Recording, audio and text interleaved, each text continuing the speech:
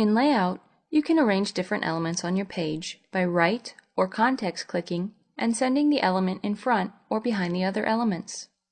You can also do this through the Arrange menu.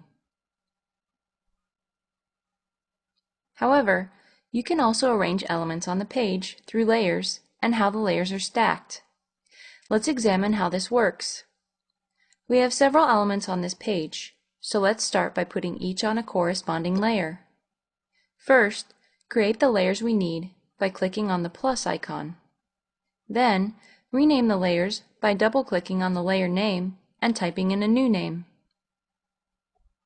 To assign one or more elements to a layer, first select the layer you want to use, then select the elements and right or context click on them and choose Move to Current Layer.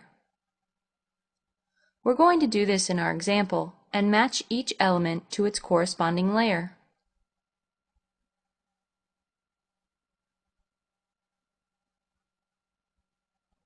Now, with our scene and layers set up correctly, click and drag the layer names up and down in the stack to see how it also changes the arrangement in the scene.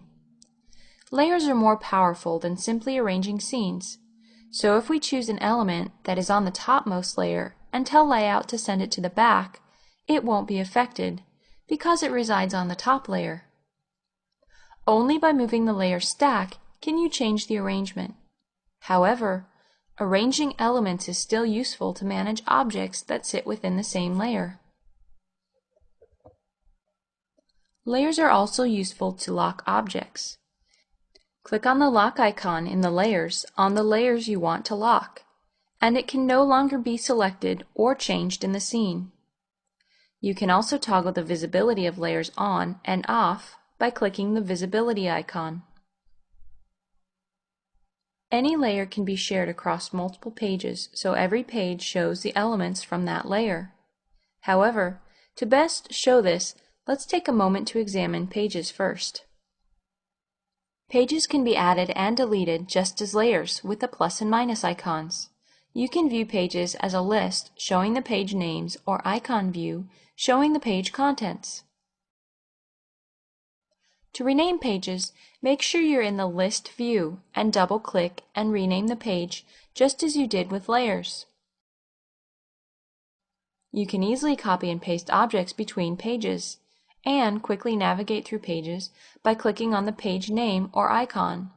Or you can also add page icons to your menu to move forward and backward through pages. As Layout has the capability to enter into a full screen presentation mode, you can remove individual pages from that full screen mode by toggling the presentation icon on and off. This other icon relates to shared layers. So let's return now to how shared layers work with pages. Let's say we have a multi-page document, and you would like the company logo and project name to appear on each page.